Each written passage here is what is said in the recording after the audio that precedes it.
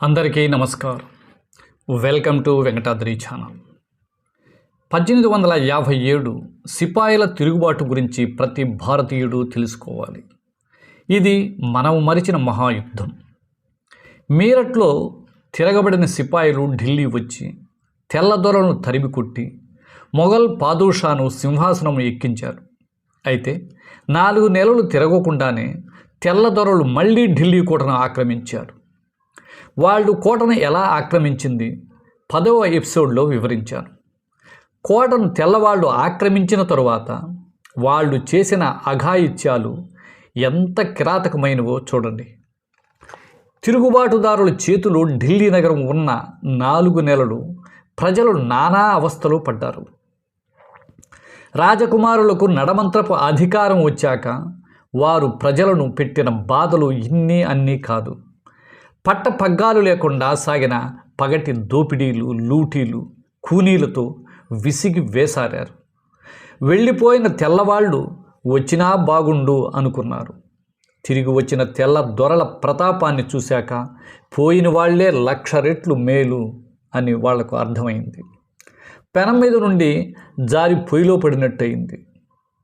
1857 September 21న నగరం మళ్ళీ తమ వశం కాగానే వారు ఏమి చేసింది కళ్ళారా చూసిన ఒకానొక ఆంగ్లేయుడి మాటల్లో వినండి.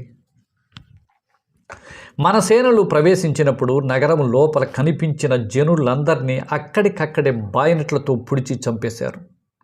వీళ్ళంతా తిరుగుబాటుదారులు కాదు, నగరంలో నివసించేవారు. మన మంచితనము తెలుసు కనుక మనం క్షమిస్తామని వాళ్ళు అనుకున్నారు. అలా జరగలేదు అని చెప్పడానికి సంతోషిస్తున్నాను. ఖాజా హసన్ నిజామీ 1922లో తన గ్రంథములో నాటి ఘోర కళని విపులంగా వివరించాడు. అందులోని విషయాలు మచ్చుకు కొన్ని ఇక్కడ చూపిస్తాను, వినండి. బ్రిటిష్ సైన్యము సెప్టెంబర్ 14న ఢిల్లీ నగరంలో చొరబడేటప్పటికే చాలామంది ఊరు వదిలి పారిపోయారు. ఇంకా ఎన్నో వేల కుటుంబాలు నగరంలోనే ఉండిపోయాయి. కర్నల్ బర్న్ నగరానికి మిలిటరీ గవర్నర్గా వచ్చాడు. నగరంలో మిగిలిపోయిన వారిని నగానట్రాతో సహా తన ఎదుట నిలబెట్టమని అతడు సైనికులకు ఆర్డర్ వేశాడు. సైనికులేమో ఇండ్ల మీద పడి సోదాలు చేసి విలువైన వస్తువులను జేబులో వేసుకొని సామాన్లన్నీ నెత్తిన పెట్టించి దొర దగ్గరకు ఒట్టికాళ్ళతో నడిపించారు. వీధిలో పురుషుల ఎదుట పడటం అలవాటు లేక, అవమానాన్ని భరించలేక, ఎండలో అంత దూరం నడవలేక ఎందరో స్త్రీలు సొమ్మసిల్లేవారు. బర్న్ దొర విలువైనవి ఏమైనా ఉంటే లాక్కొని నగరం నుంచి గెంటేశాడు. దారిలో దొంగల బాధపడలేక, ఆకలి దప్పులు తాళలేక పరుగుగల కుటుంబీకులు పడిన యాతన చెప్పనలివి కాదు.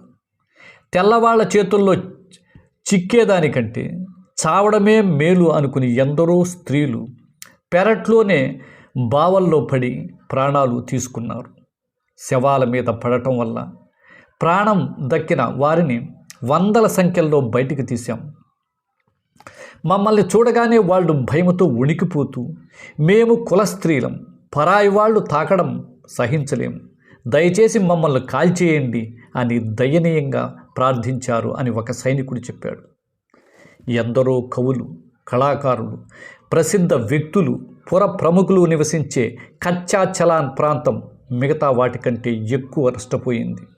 ఎందుకంటే అక్కడ ఒక సిపాయి ఆడవాళ్ల మీద పడి అఘాయిత్యం చేస్తుంటే అక్కడి వారు అతన్ని కొట్టి గాయపరిచారు. ఈ విషయం కమాండింగ్ ఆఫీసర్కు తెలిసింది. వాడు భగ్గుమని మండి ఆ ప్రాంతంలో ఉండే వారినందరినీ చంపేయమన్నాడు. అంతే, సైనికులు మిడతల దండులా పడి కనిపించిన వారిని కనిపించినట్టు క్రూరంగా నరికివేశారు. కొంతమందిని యమునా నది ఒడ్డుకు తీసుకుపోయి పెడరెక్కలు విరిచి కట్టి కాల్చి చంపారు. బ్రిటిష్ వారి బారిన పడ్డ ప్రముఖుల్లో ఉర్దూ మహాకవి గాలిబ్ ఒకరు. వారు తుపాకీతో కాల్చారు, అయితే గురి తప్పింది. ఆనాడు తన కళ్ళ ముందు జరిగిన ఘోర కలిని గాలిబ్ ఇలా వర్ణించాడు.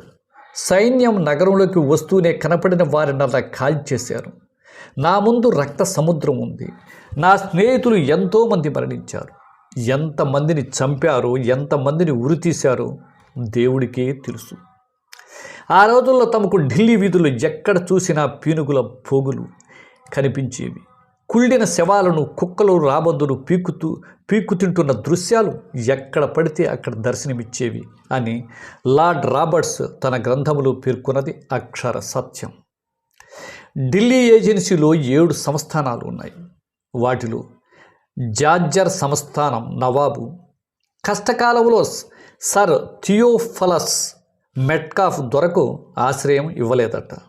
అలాగే మిస్టర్ మండేరో అనే జడ్జి గారికి తిరుగుబాటుదారులు చంపుతుంటే బుల్బ్గఢ్ రాజా రక్షించలేదట. ఫరూక్ నగర్ నవాబు బహదూర్ షాతో సంబంధం ఉన్నట్టు దొరలకు అనుమానం కలిగిందట. ఇంకేముంది, తెల్ల సైనికులు హుటాహుటిన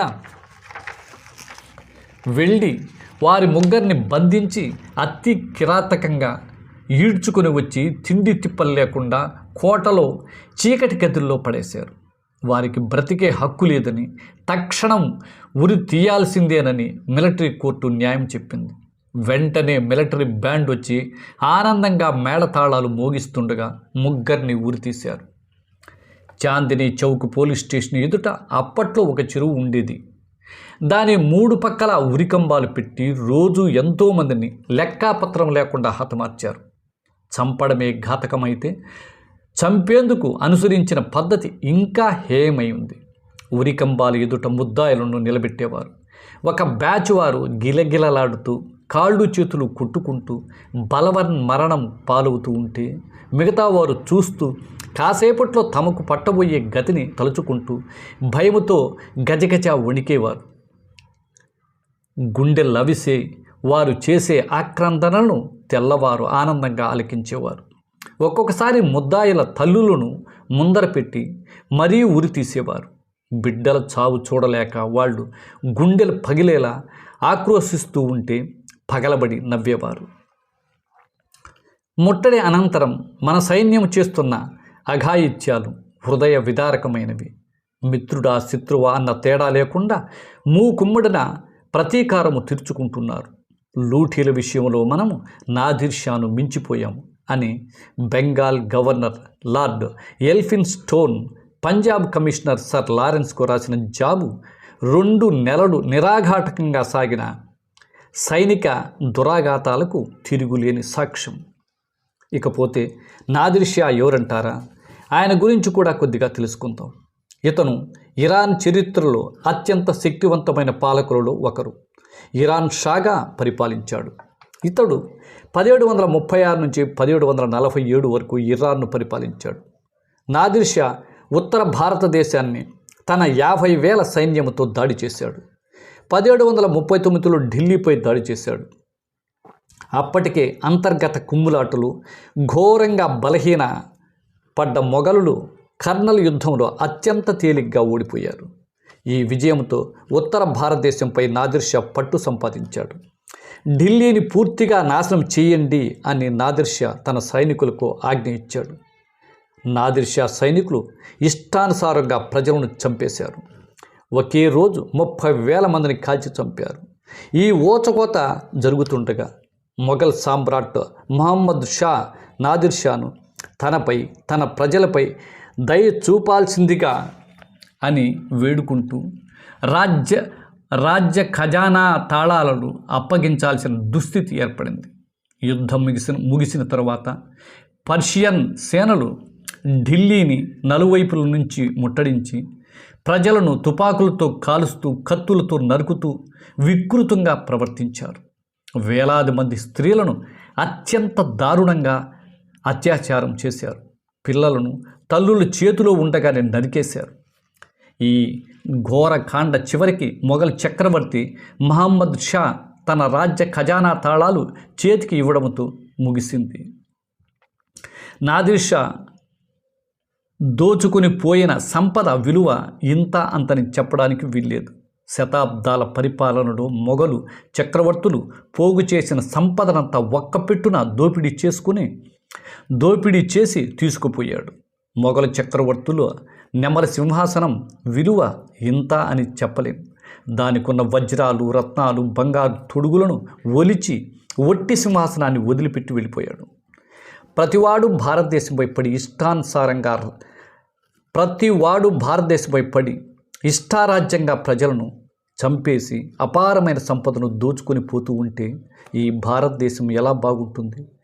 భారతీయులు పడ్డ కష్ట నష్టాలు చరిత్ర చదివితే అర్థమవుతుంది. ఇంకా ఇలాంటి ఎన్నో విషయాలను మీ ముందుకు తెస్తాను.